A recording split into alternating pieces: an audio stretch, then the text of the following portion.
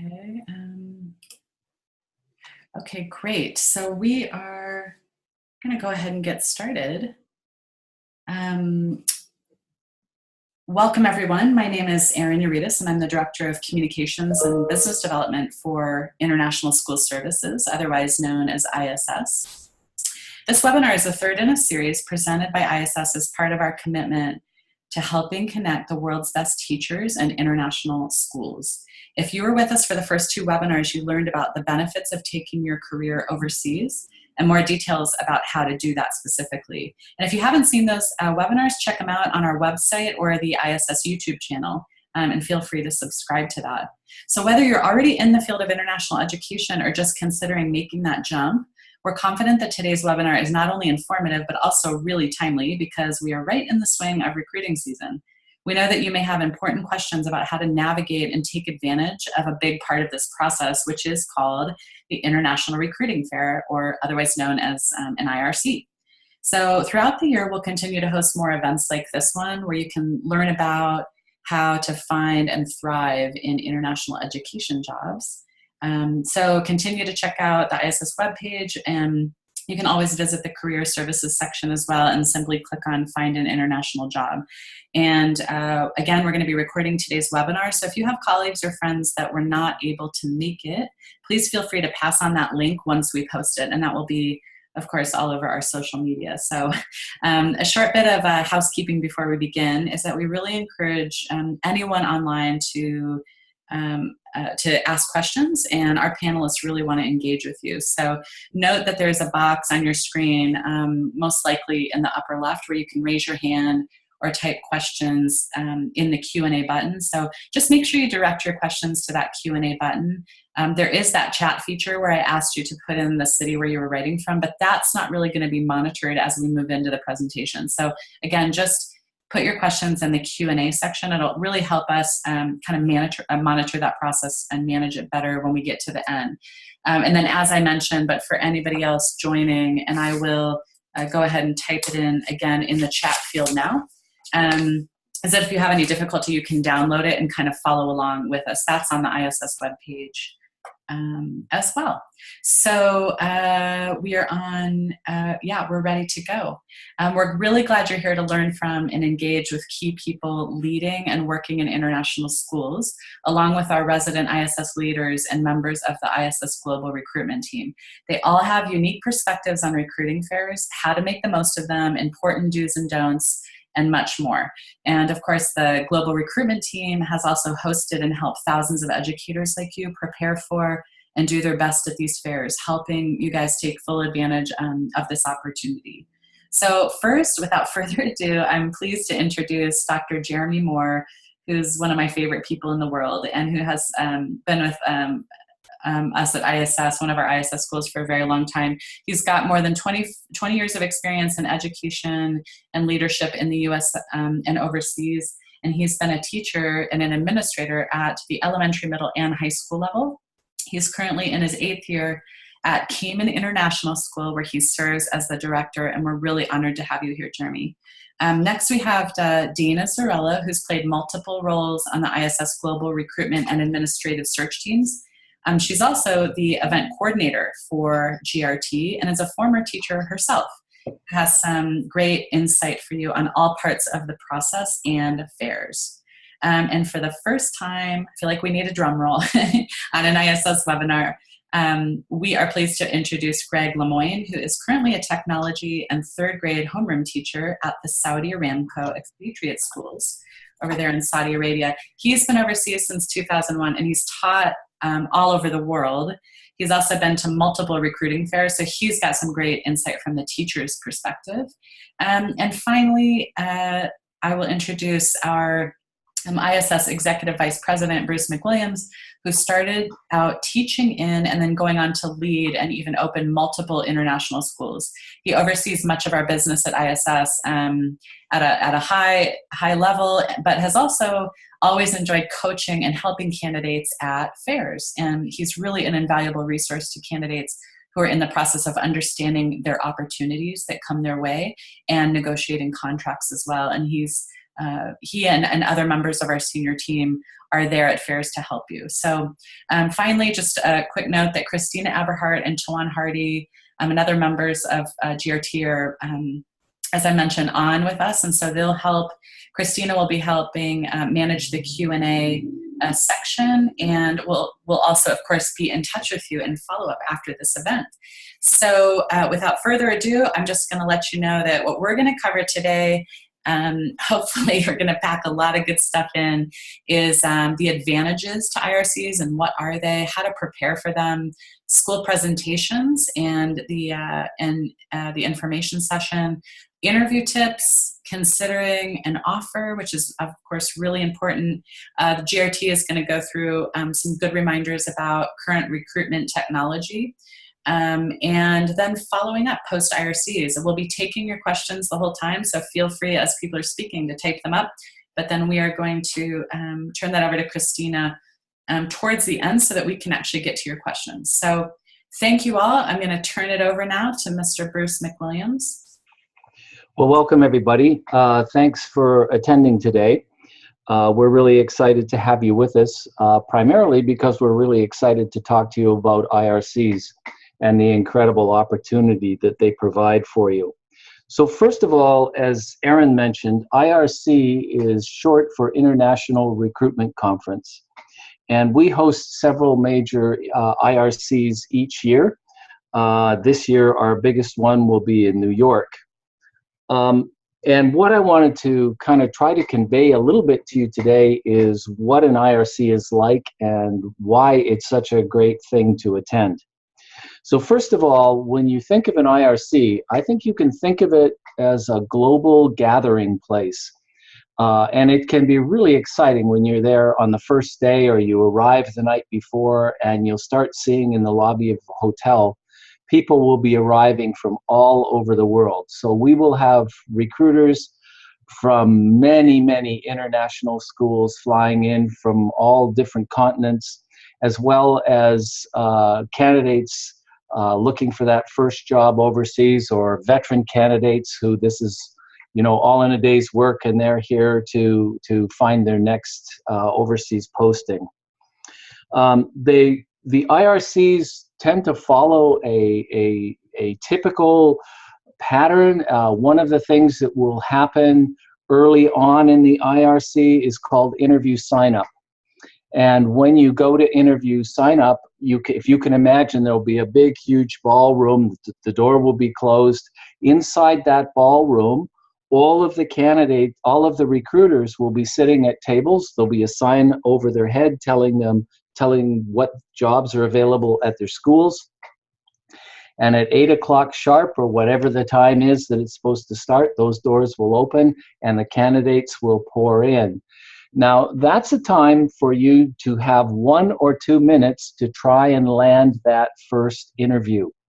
And what I would encourage you to do during that time, because it can be a little overwhelming.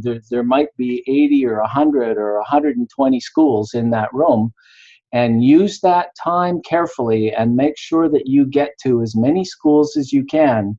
And what will happen is you'll present your resume, and you'll have 1 or 2 minutes to talk to them. And if it looks like you're an interesting candidate for them and you think it's an interesting school, they will sign you up for an interview that will happen later in the conference. So once interview sign up is finished, there are a number of other really interesting things that you can do at the IRC. One is to attend the school presentations. At some time during the IRC, all of the schools will have an opportunity to make a presentation about their school, and you can schedule out time to go and see the ones that you're interested in and really learn firsthand about that particular school. So I would really encourage you to make use of that. Of course, hopefully the majority of your time will be spent interviewing. And if you can imagine, the recruitment fair happens at a large conference hotel. The interviews take place in the hotel rooms of the recruiters. So you will get paperwork that will tell you where all of the recruiters are located in the hotel. You'll have your sign-up time. and off you go and go to your interviews. Another thing that happens at IRCs that I think is not necessarily as formal, but is really helpful and beneficial to candidates are all of the social events. So we have a social event where you will get to mingle and mix with the recruiters and talk to them in a more informal setting. And you'll also get to meet teachers from all over the world. So if you're new to the international scene, it's a fantastic time to talk to teachers who've been doing this for many years and get their perspective on what international education is all about, and the advantages that they've found, the tips, the tricks. They're a great resource for you. So I would encourage you to make use of that. You will also have a candidate lounge. And so in between your interviews and when you have downtime, you can go and sit in the candidate lounge and talk to the other candidates. It's really an informal time and a time for you to get to know some friends from around the world. In the meantime, in the background, of course, ISS will be doing all of the prep work to organize you. They'll assist and answer any of your questions. We always have a senior member available in the candidate lounge, someone who's been a former head of school, knows international education backward and forward, and you'll be able to ask them any questions that you have. So I would say that I think that international recruitment conferences are really very exciting. Yes, you're there to land that job. Yes, it's a business opportunity, but it's also a really stimulating event. And I can't tell you the number of times that candidates who are attending their first IRC come up to me at some point and say, boy, this was just so exciting. I am just so jazzed to be here and to learn about all of these different opportunities. The other thing I would just say to you is you will be surprised at the degree to which during the IRC you're going up one mountain and down into the valley and up again. That school that you might have been really hoping for just doesn't work out for you. One that you hadn't even thought about on your radar. You had an interview with that recruiter and you thought, boy, that's a fantastic school. That's a place I'd really like to go to. So I would say to you when you attend that first IRC, to go in and be very open-minded and really take a look at not just the schools that are your first or second choice, but get as many interviews as you can. It's a big, wide world out there, and there's lots of opportunities. So I would encourage you to look at those lesser-known locations as well, because I'll tell you, there's a fantastic adventure at every school. Anybody else on the panel, do you have anything that you want to add to that at this point? Sure, Bruce. I'll add a couple things. This is Jeremy, and hello everyone, and thanks for including me on the panel. Hello everyone on the global recruitment team.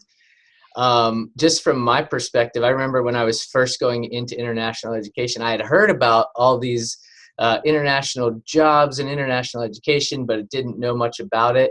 And as much as I tried to learn online, or which back then there wasn't as much online, but it was not even, it paled in comparison to actually being there. So if you are questioning or you're just interested and you want to learn more, there's no better way to learn more about international education than to actually attend a fair. Bruce already said it. I mean, everyone is coming in from all these different countries. You have an opportunity to network and meet people, but it's truthfully the way to immerse yourself and really experience. I mean, an IRC is an experience. It's not just a job fair. It's more of a comprehensive, almost professional learning experience that you get to have. So for new people, jump in there and do it.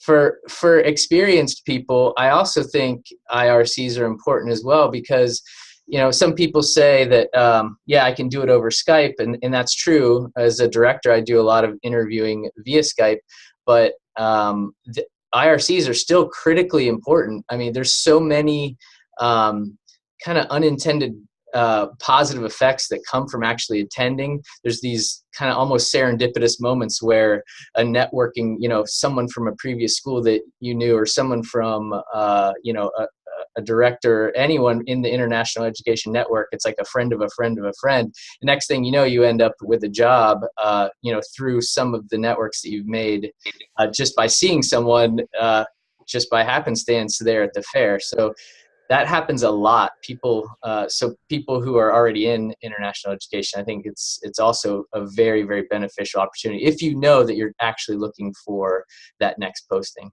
Yeah, and I would just pick up on what you were saying there, Jeremy. The difference between that face-to-face and a Skype or looking through the database. Hopefully by now you people are all on the database and going through it and looking at the schools that interest you. But there's the great thing about the IRC. It's a real opportunity to sell yourself and to really make that one-to-one connection with a recruiter and let them know why you're an outstanding teacher and the great things that you do in your school already, and the contribution that you can bring to their school. There's also something very special about getting to know personally the person that you're going to be working for the next couple of years. And I think the IRCs are fantastic for that. That in-person connection and that relationship that's established at IRCs is irreplaceable. You cannot do that over Skype. It's impossible. So it's worth it if you know you're seeking a new position. Greg, do you have anything to add from a teacher perspective? Absolutely. Hi, everybody. I'm calling from Saudi Arabia right now, like I was introduced as. I have been to many IRCs, and it's the way that I've gotten my jobs. And because it's the career for me, it's not just a job that I'm looking for. So the people that I want to work for, I usually want to meet them face to face. I had a director once that said, everybody looks good on paper. And I think sometimes that goes for Skype and other things. But when you meet somebody up front, and you might meet them 2 or 3 or 4 times, sometimes at an IRC, you might have several interviews. I think that's so important. I can't stress how much the Jeremy and Bruce have really nailed it on this. But from my point of view, I agree 150%. How's that? Great. Well, hopefully we've convinced you that an IRC is a great opportunity for you. At this point, what I would do is turn you over to Dana, who will give you some tips on how to prepare for attending an IRC. Hi, everybody. Dana here. I'm so happy to be here, and thank you guys. You just made me want to dust off my teaching certificate and go to an IRC and recruit myself. It is by far one of my favorite things about the recruiting season. They are so much fun to work at and to attend, and we definitely hope you guys will consider joining at one of our 3 events this year. So now, we're going to jump into how to prepare for an IRC or a job fair. And I'm going to start actually with the biggest question that candidates come to us on the global recruitment team and ask, and that is how to decide which fair to attend. They're always, we have 3, right? We have New York in February, Bangkok in January, and Atlanta coming up right around the corner in December. And candidates are always wondering how to decide which one to go to. And the answer to that is you have to do your research before you decide. So there's no way to really unless there's one literally right around the corner from you, you're in New York or Atlanta, obviously that's a good option. But otherwise, you're going to want to dive into the dashboard and search for jobs in your content area. And then when you find those jobs, you're going to want to look at those schools and see which event those schools are attending. There may be more jobs for you in New York than in Atlanta, and that's a really good way to make that decision. When you do decide to attend an IRC, you're going to want to come prepared. So like I just said, you're going to want to search the jobs in the database. You're going to want to apply to those jobs through our database so that the schools and the recruiters have time to look at your profile beforehand. You would want to look up the information about those schools that you're considering working at for the next 2 years. So you want to consider their salary and benefits package and whether or not it meets your needs. You want to look at their website and their mission statement and get a good feel for the school, the country that it's located in, the city that it's located in, if it's in a rural area, if it's in an urban area, and really see how that gels with you and your preferences so that you don't make a decision that's going to leave you unhappy. It's sort of a long-term investment. You're taking 2 years out of your life, so you want to make sure that you make the right decision. Apply to jobs, apply to as many jobs as you can. The recruiters will see your interest. They do receive a snapshot of your profile every single time you apply to a job, which is a really neat fact about the ISS system. We sort of hand deliver your profile to the school recruiters, and that profile is also a link to your candidate file, so they can see everything there with one click, your profile, your documents, your references. It's all taken care of for you. Talking about actual physical things that you can do to prepare for the event, things to bring to the event, you definitely want to bring a stack of resumes. So we have a really neat little communication system at the events. We have a mailbox system, so you're going to want to bring printed copies of your resumes to drop in the mail folders of schools that have jobs in your content area. You also want to bring extra resumes because it is a good idea to have something to hand to the recruiters when you go and meet them face-to-face at interview sign-up. Yes, they will have seen your ISS profile. Yes, you will have dropped them a resume, but it's always good to walk up prepared and say, here's another copy of my resume. That way they have something right in front of them when they're talking to you. You're going to be doing a lot of interviewing, and one of the best practices for interviewing is to write thank you notes. So it's always sort of a kind and courteous thing to do to just thank the recruiters for their time, let them know that you appreciated the interview, maybe highlight one or two things, and that sort of keeps you in the forefront of their mind as well. Do think about what you're going to say beforehand, not just at our in-person IRCs, but this may be even more important at the iFairs. But you want to sort of condense your skills and experience into a short, what I think is called an elevator speech nowadays, which is a little bit of a pitch, but not too rehearsed, about who you are, what you've done, and sort of highlighting yourself as a candidate and telling them why you're a good fit for their job. These are long events, and as Bruce mentioned, they are a real roller coaster ride. So there's highs and lows. You never know what the hotel is going to be like, if it's going to be hot or cold, if you're going to have time for lunch in between interviews. So you want to kind of like be like a Boy Scout and prepare ahead of time. So dress in layers, make sure you have comfortable shoes, bring snacks and water. We are available for you in the candidate office. There may be a candidate lounge. There's usually water provided, but you want to kind of think about, troubleshoot these things ahead of time so that you're not sort of running around and uncomfortable on these really long and trying days. I think this was also mentioned about being flexible and open-minded about the schools you're considering. A lot of times we have candidates who are just dead set on one area of the world or one country, and they'll come to an IRC and they only came to speak with one school, and it turns out that that school just filled the one position that they had, right? So that's not a very efficacious way to approach this kind of a job fair, because things change so frequently. It's a really good idea to be open-minded, consider all of your options. There are wonderful countries, wonderful schools in every region of the world, and we really encourage you not to sort of shut your mind to any region based on, the media or whatever it might be. And then the final thing that I would say is definitely try to attend the entire event. We do understand that as teachers, you have limited days off. We understand that travel is expensive. This is an investment of your time and money, but it's a really good idea to try to attend that first day of the event if you can. I think Bruce and Jeremy both said that the school presentations are so valuable. You get a good feel for the schools, you get to network. There's a lot of information and connections that are made on that first day. So if you can, certainly get there ahead of time. Try to stay at the event hotel if you can, because the days are long and it's just a little bit more convenient.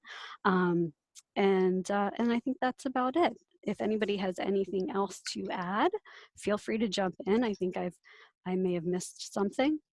Christina, can I jump in real quick? This is Greg again. I've been at the job fair several times, and I even had a job offer the night that I got there.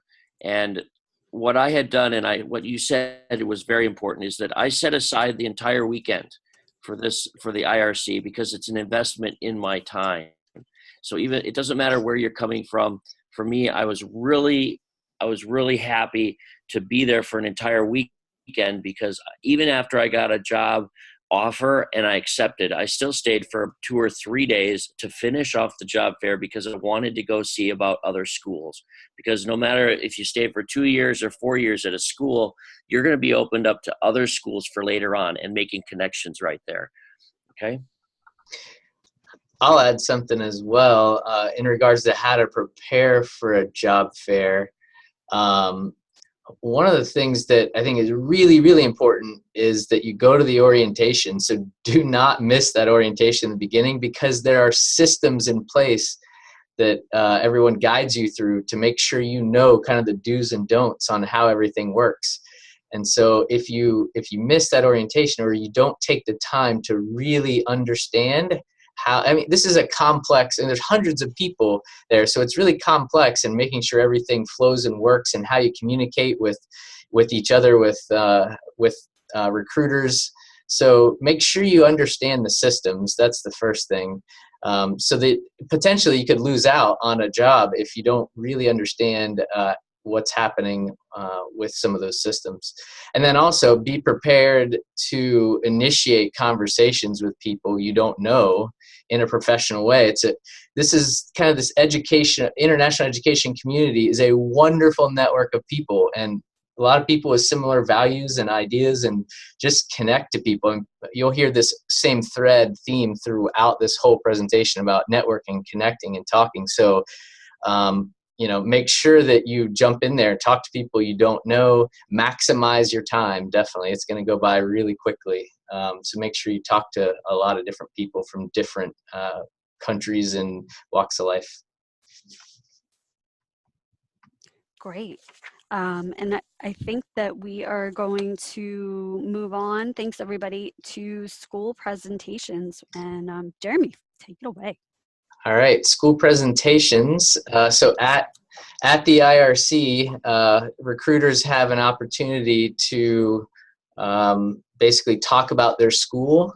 And actually, they don't give us very much time. I think our presentations are about 30 minutes, and I could probably talk about my school for 3 or 4 hours easily, but we do try and condense it and give you at least a glimpse or an insight of what it's like at our school and in our location. So people talk about keeping an open mind to other countries you may not have previously considered.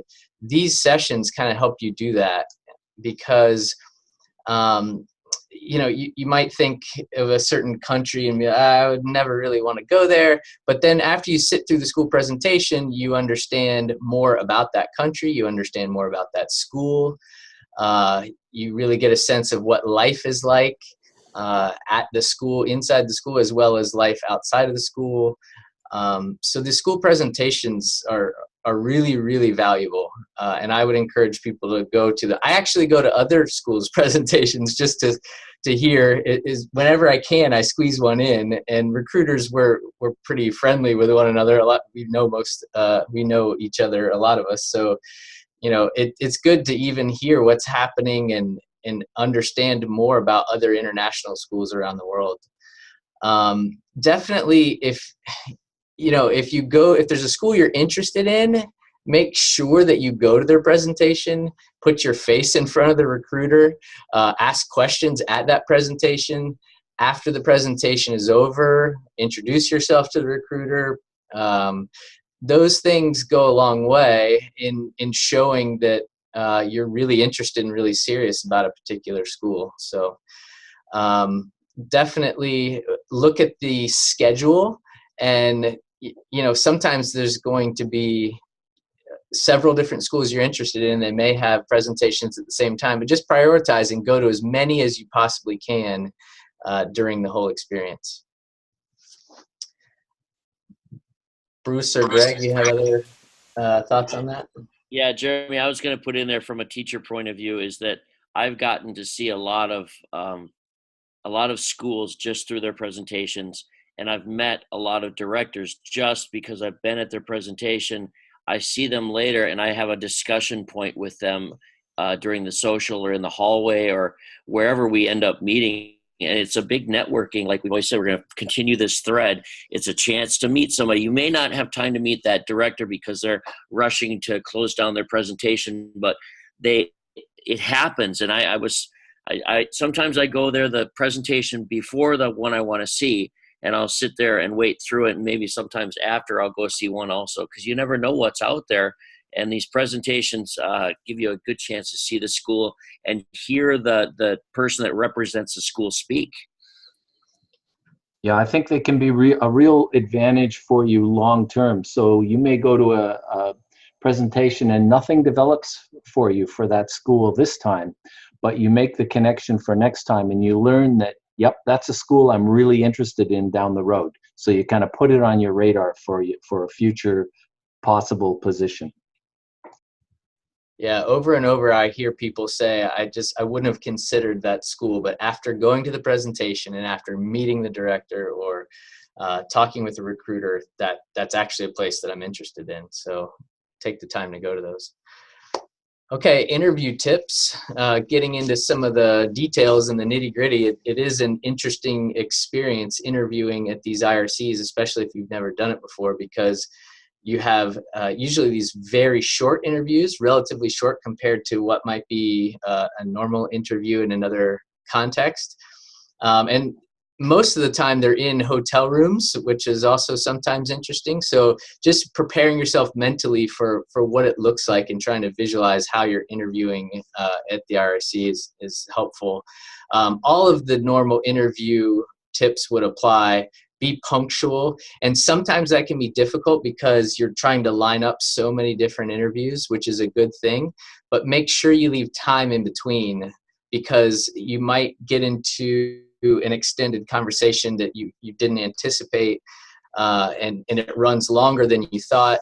So you'll want time in between interviews. And also you want to clear your head and get ready for the next school. So, do a little bit of prep work before you walk in there and try your best. It still happens anyway, but try your best not to rush directly from one straight into another. So you have some time to mentally prepare and think about the school that you're going into. Really, you should be walking into every single interview as if that's the school you're going to, and you need to, put your best foot forward. Other just kind of common sense things, dress to impress, and be professional. I remember someone coming up to me saying, "Oh, Cayman, that's an island school. That's really casual." Kind of just acted very casual, was dressed in like a Hawaiian shirt, and actually Cayman's the 5th largest finance district in the world with a very to some extent a formal group of stakeholders. So just all those professional things, you need to make sure that you're on time, you dress well. There's a fine line between being personable and really putting yourself out there and being assertive, and also being just cheesy.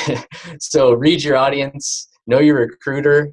It's okay to be yourself. I think that's really important. But also, try to make sure that you're professional, putting your best foot forward. make sure that you have questions. Like, people ask me this a lot on what should they bring to an interview or what should they know going into an interview.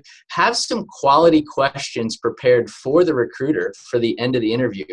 You know, I'm always interested to hear the types of things that people want to know about my school.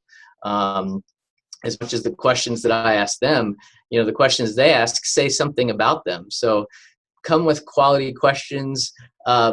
Be prepared to talk about even mistakes or growth experiences and what you've learned from those. I know that's a common interview question that stumps a lot of people, is, you know, asking them to talk about a growth experience and how you learned or grew from it.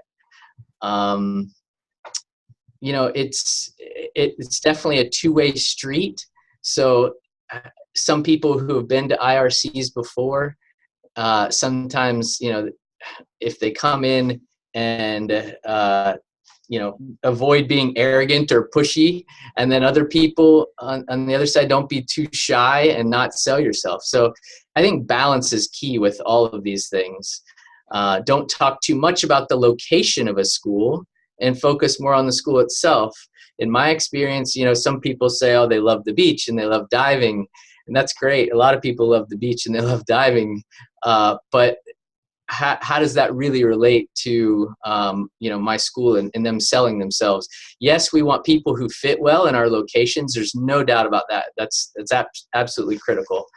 We mean it as recruiters when we say we're looking for best fit, and part of that is location. But you know, you have to be careful about how you approach that conversation. People often ask me, they'll say, what are you looking for in a candidate or, you know, in an interview? And for me, I have a little alliteration that I use to help people and just sort of to explain people what I look for. And that's passion. Are they passionate about education? Their pedagogy or their philosophy. How do they what's their philosophy of education? How do they approach teaching and learning? People. So how do they engage in relationships, and do they have good rapport with colleagues and with kids? Professionalism. Are they continuing to learn and grow as a professional, and do they act as a professional?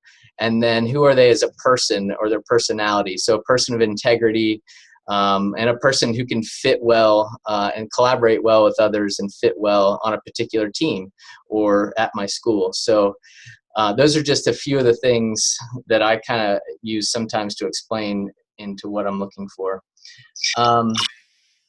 Also, in interview tips, looking at this slide, with couples, there's, you know, this process, as I said, knowing these systems and routines. Sometimes they're asked to interview separately, sometimes interviewing together, and non-teaching partners are welcome at fairs and can participate.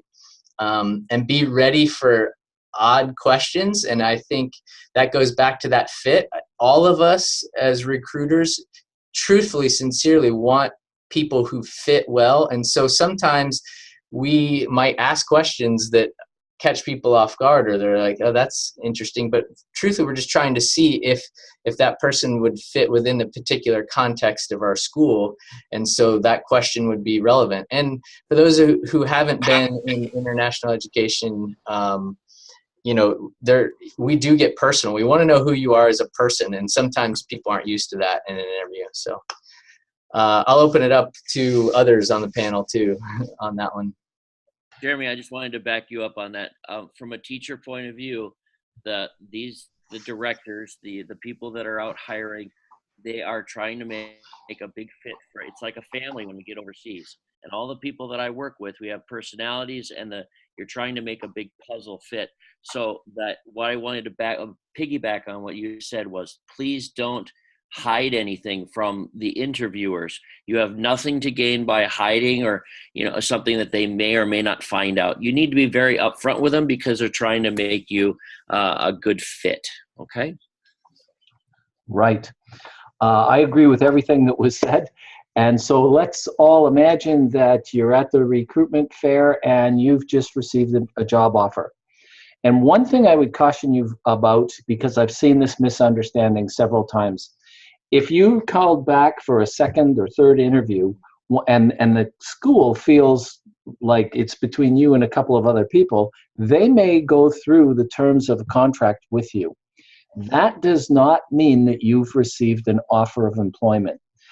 You will know you've received an offer of employment if they give you a letter of intent to sign or a contract to sign. And so one thing I just want to be clear on that, because sometimes candidates think they've received an offer and they actually haven't. But let's assume that you have received an offer. And it can be very confusing to try and figure out how good that offer really is. So that's one of the reasons that we require schools to give you 24 hours to think about that offer. And you may have multiple offers on the table. One great strategy for you is to go into the candidate lounge, and if you have any questions about a contract, sit down with one of our senior people who will be there, and we go there specifically for that, and we can take you through that contract and perhaps illustrate some things that you haven't thought of. So to give some of the examples of things that I think are really important. One is to be very clear about your housing benefits. Are you getting a housing allowance? Are you getting, is the housing being provided for you? If so, how many bedrooms is that housing? Are the utilities provided for you?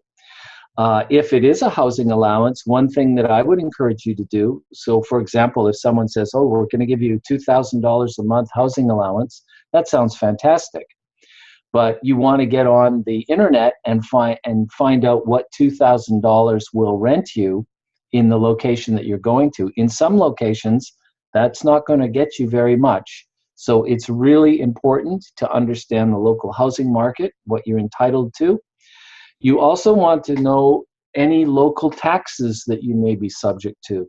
Many of the locations that you are going to, you will be tax-free, but not all are. So some locations, you may have to pay some tax. It's very important that you remember what that tax situation is when you're calculating how much money at the end of the day you're going to be able to put in your bank account. Another area to think through is your retirement program. Does the school offer a retirement program? If so, how much is it? Is it money that's deposited into your account, or are you required to buy stocks and mutual funds? Sorry, someone was just knocking at my door there. Stocks or mutual funds from a particular company. That's important that you understand what those retirement benefits are. And one thing I would say to you, one way that I look at this, because often you may get a salary. Suppose you're in a really well-paid school district in the United States, and then you go overseas. Some of the locations, there's a huge difference in salaries. You may look at your gross salary, and it may be significantly less than what you're making in the States.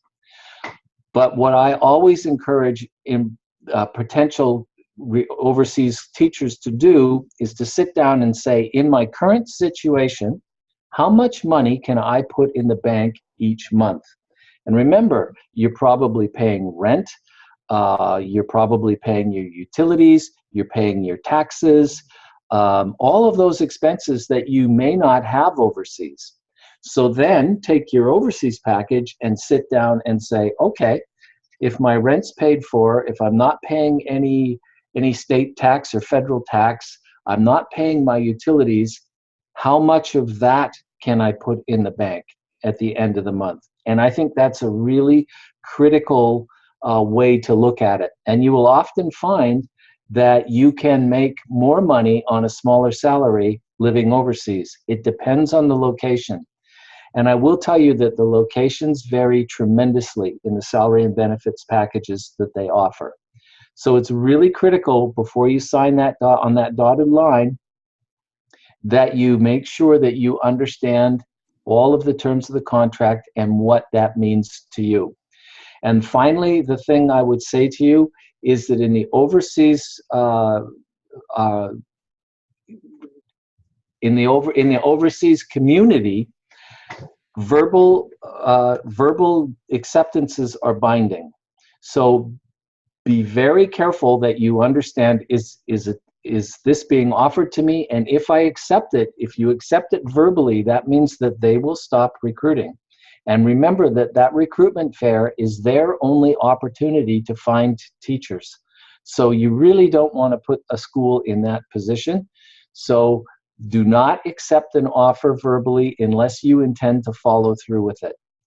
And I really think sometimes, particularly people new to overseas, really don't understand the bind that they put a school in if they commit to a contract and then recruitment season goes away, all of the IRCs are done for the year, and then the school finds out that they don't have a teacher. That really makes a big difference for the kids at that school. So, and it's, to be frank with you, it's very frowned upon in international education. So I would strongly encourage you not to do that. One last thing I'll say before I'll move on in this, I know we're getting close to running out of time here, is do also take a look at what currency you're being paid in. Are you being paid in US dollars, or are you being paid in a local currency? If you are being paid in a local currency, how much does that currency fluctuate? Those are all things that you want to take into account. And finally, remember that we will be in the candidate lounge with you, and we're happy to work any of this through with you during the time. We don't want anybody to make a decision without really thinking it through carefully and doing something that is right for them. So unless anybody has anything to add, I will hand it over to Dana to talk about the recruiting technology. Can I just add one very quick comment just about considering a job offer? And it may sound obvious. I mean, there's things like health and safety and location and all of that, and there's finances. But I just want to advocate for the idea that, you know, the school itself ends up being perhaps the primary factor. And so really do your homework on what's the philosophy of the school? Is it progressive or traditional? What's the culture of the school? Is this a positive place that you want? You're spending most of your time really inevitably, you know, at the school versus just in the location. So know the school really well, considering if you're looking at two different options that are pretty close. Find out, is this a place I want to be? Are these people I want to work with? I mean, most international schools are just, they're awesome inherently, you know, it's just a great network of schools, but there are differences, and, you know, make sure that you figure out a place that fits for what you're looking for. Great, thanks. And I would also add, Bruce, just to go back to the idea of a verbal agreement being binding. Bruce did a really great job of explaining how that impacts a school when a candidate backs out of a contract. But from our perspective here on the global recruitment team, and for you as candidates, you also have to understand that that has a significant detrimental impact on your career in international education as well. When a candidate agrees to a job, accepts a job verbally at an IRC, and then a couple weeks later says, oh, my mom's really upset that I'm going to XYZ, I'm not going to go. That school informs ISS, that school informs the other major recruitment agencies, and you as a candidate will no longer be supported for jobs in international schools. So it can effectively end or suspend your ability to seek jobs abroad for a significant amount of time. So do keep that in mind. Check with your family beforehand. Make sure everybody's on board. Make sure you can bring your cat with you. Just make sure that this is a definite, you can go and fulfill this contract when you do accept a job. Moving right along to recruitment technology. So we have a few tips for before, during, and after the event. Once you sign up for an event as an IS candidate, the first thing you want to do, and probably this is a good practice just to do throughout the recruitment season as a whole, is check your ISS profile, which is accessible right in your dashboard, and make sure that your information is up to date and filled out completely, that you've dotted your I's and crossed your T's, your spelling is correct, your grammar is correct, that you've included a Skype address, and all of the relevant information that recruiters are going to need to contact you. You do want to, of course, use the ISS database to search for jobs and apply to jobs. We always advocate sending a separate email to the school when you apply for a job. The email address is usually listed right there in the job details, so you can easily send them a very brief email just introducing yourself, telling them what specific job you're applying for, that you found that job through ISS so that they know exactly where to go to find your profile. And sort of connecting them with them in that way keeps your name in front of the school and the recruiters. Do absolutely check out the resources section of your candidate dashboard, and I had wanted to mention that back in interview tips, but we were moving along and I forgot. But the resources section of your candidate dashboards has a wealth of information and a bunch of links for you to check out with interview tips, salary and benefits, the ISS directory of schools, and so much more great information to make you a successful candidate. Now at the event, we're very proud to announce new this year, we have an event app for the first time ever. We're using an app called Whova, which you can download for free through the Apple Store or the Google Play Store. If you know you're attending an event and you want to go ahead and download that now, you can. They have a demo event that you can check out and sort of familiarize yourself with the app. Our events are not live yet, but shortly before the event starts, they will go live and you'll be able to get in there and set up everything that you need to set up. If you do register for an ISS event, that information and all the details will be sent to you by the registrar for the IRC. When you're at the event, it's also really important to check your ISS dashboard frequently because recruiters do send messages that way. You know, they're in your profile, they're looking at you, they think you're a fantastic candidate. There's a little button for them to click to send you a message. You'll get an email alerting you to that message, but you also want to check your email and your cell phone regularly. Because these events move so quickly, you want to keep on top of all the communication that's going on. To that effect, you definitely want to make sure that your cell phone number and your email address are correct on your ISS profile. And I think this is probably more important for international candidates. So if you're flying in from overseas, you want to make sure that the right cell phone number is on your ISS profile.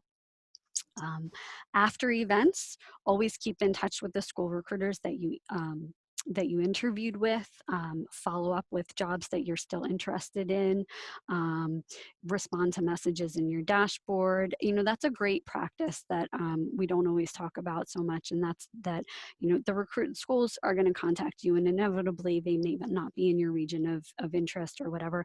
Just respond. It's always courteous to send them an email response. You don't want to burn bridges because you never know what's going to happen down the road.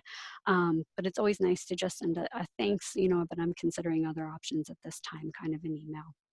And then finally, when you accept a job offer, please let the team know. We are so excited to celebrate these moments with you. We do need to know so that we can close that position in the database and so that other candidates don't continue to apply to it. And then keeping close contact from there, you kind of transition from ISS holding your hand to the school HR department holding your hand and taking you through all the visa needs and everything that you need to get together in order to make the successful transition from life in one school and country to life in another school and country. Did I miss anything, guys? Does anybody have anything to add? No, I think you covered it. All right. Let's see. So then I think we're moving along to post IRC, and this is really just a brief overview. We definitely want you to keep in touch with the ISS team. We're here to help you. If you got a job, if you didn't get a job, if your search is continuing, if you're just panicking and you have questions, the global recruitment team is here to help. So don't ever hesitate to call us or email us. If you did not accept a job at an IRC, continue applying for jobs in the database. Again, always follow up with that email to keep getting your name in front of the recruiters. And even though the season, the busy time is probably starting about now and it goes right through the end of February, but realistically positions open up all over the world right up until school starts in September. So never give up. I would also suggest that you consider attending another event. We have multiple in-person events, and then we have also 3 iFairs every year. So we have one coming up just in a week or so in November 18th. And then after our last in-person event in February, we have an iFair March 17th. So those are terrific events. You don't even have to leave your home to participate in an iFair, so keep those in mind as well. And I would just like to, before we move on to Q&A, give the panelists one last chance to jump in and say anything they'd like to say in closing. Yeah, I would like to say a couple of things. The one thing I would like to say is make sure when you go to the IRC that you also have time for some fun. You know, you really are going to get to know a bunch of people. There's social events, and it doesn't have to be a huge stressful event. Yes, there'll be those times, but it's a time to have some fun as well. And for those of you that are kind of take that big first leap, and it's quite a courageous leap to take, but boy, are they ever glad that they did. It's a whole new world out there, and a really exciting one, and one that really allows you to be really engaged in the education in your school. You get to be a decision maker rather than just doing some big, huge state curriculum or provincial curriculum. You actually get to make those decisions in your classroom. So I would encourage you to just jump in with both feet. My last comment would just be a quick shout out. I saw panelist Nefertiti from Ethiopia. She probably can't comment back, but hi there. That's my friend from the Klingenstein program. Just proof positive of the networks around the world. So hello, Nefertiti in Ethiopia, if you can hear me. Well, on that note, we're going to move to the Q&A. I know we're running a little bit over, but we're going to try and get to a couple of questions. You all have been submitting some really, really great questions. I know the team has been answering some of them, but we're going to try to get to a couple. So for the panelists, our first question was actually emailed in advance, but I think it can apply to many people. The question is, what if you receive an offer from a school that you're really interested in, but is not your first choice? What would be the best way to move forward with that? Can I answer that one for you? Sure. Yeah, this is Greg talking. I would say if it's not your number one, what I would suggest is talk to them. Don't accept the offer yet, but talk to them and tell them your predicament. If you are completely honest and transparent with them, they will work with you on it and give you time to work out your other choice. If there is one, they'll probably give you a deadline. But I tell you, you have to be very honest with them. They know that they're playing the same game you are, and that's trying to find the matching pieces for their puzzle. All right. So another question that we got that I think could be very relevant to many people applying for positions at IRCs is, say you haven't taught at an IB school before. What would be a way for a candidate to prepare for an interview with an IB school and things that they can look into in preparation? I'll take that one. I think that schools will hire you at an IB school if you do not have IB training. Of course, it's an advantage to have it, but if you don't, I would, before the IRC, definitely go on the International Baccalaureate website and learn about the program. There's lots of information on there so that you can come across as someone who, okay, I'm not formally trained in this, but I'm very knowledgeable about it. So take a look at what area of the school you're looking at. And if you're an elementary teacher, go in and learn everything you can about the PYP. You know, it's not rocket science. You can get the fundamentals of it so that you can speak in an informed way about it in your interview. And I think a lot of schools will hire you, and if they think you're the right type of teacher for the school, and then help you get your training at the school. Candidates often separate themselves in different ways, and simply doing your homework and being really prepared, just to reinforce what Bruce is saying, that can separate you from other people. If you know you're going to be asked questions about specific things, do your homework, have a knowledge base. If you don't have the experience base, at least separate yourself by having the knowledge base, and you can find that out anywhere online. All right, so I'm going to have one more question, and that is, Bruce, you mentioned that New York is the biggest event of the recruiting season. Would you mind explaining why New York compared to other events is larger, and kind of how the recruiting season goes as a whole?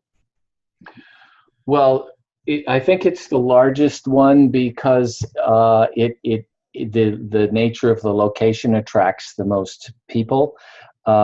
We tend to do our larger fair later in the recruitment season. Now, that's not to say if you go to Atlanta, there's big advantages to being in Atlanta too.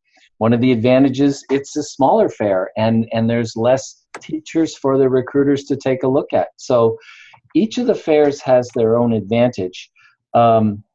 But yeah, New York will definitely be the larger one. I think that's because of the location and because historically, when you think about ISS fairs, the time of year that happens tends to be the time of year that the largest fairs are held. I would also say to you, when you're thinking about what fairs you should attend, don't dismiss the I-fairs either. They're fantastic. You can sit at home. You can be in your PJs and attend the I-Fair and make those connections. And then I know candidates that have gone to an I-Fair and come out of it with 3 or 4 interviews at the end of the I-Fair. The I-Fair is like the interview sign-up that we talked about before, where you're typing on the keyboard and you're introducing yourself, and the recruiter can see your paperwork. You can see the salary and benefits and the paperwork for the school. And what happens at them is they say, hey, you know what? We are interested in you. Can you Skype next Tuesday? And you say yes, and there you go. You've got your interview. So I would say that every one of our fairs has different advantages, and take advantage of as many of them as you can. All right. Well, I know we ran a little late, everyone, but if you didn't get to your question, you are more than welcome to email us at our global recruitment email. I'll be sending out a follow-up email with this entire recording, so keep an eye out for that. We will also be having a Q&A based only webinar in December. So if you really want to get your questions answered, definitely look out for that one. We're here to answer any of your questions, so don't hesitate to reach out. Thank you one more time to the panelists. We really appreciate you coming here and sharing all of your knowledge. And does anyone want to have any closing statements before we finish for today? I've got one. Please just know that this is the best kept secret in the world. Teaching overseas has changed so many lives. You can do so many wonderful things.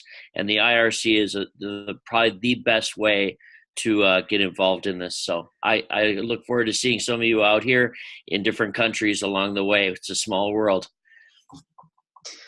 Thank you, Greg. I would concur with that as well. The IRC is the gateway to international education, the best kind of primary gateway into getting into this amazing world of international education. So take advantage of it. I just wanted to say I wish you all the best. I will be really excited to see some of you, and I know that there are all of you on this today. Many of you are going to get jobs, and it's going to change your life, and that's one of the joys in my job. So congratulations for signing up and taking this big plunge, and we really look forward to helping you find that next job. So good luck and congrats. Great. Thanks, everybody. Thanks, Global Recruitment Team, and to all of our panelists. It was wonderful having you on, and we had so many educators joining us. So we will talk to you next time. Stay tuned, and we've got another webinar, actually several planned in the next few months. Have a great weekend, everybody. Bye-bye.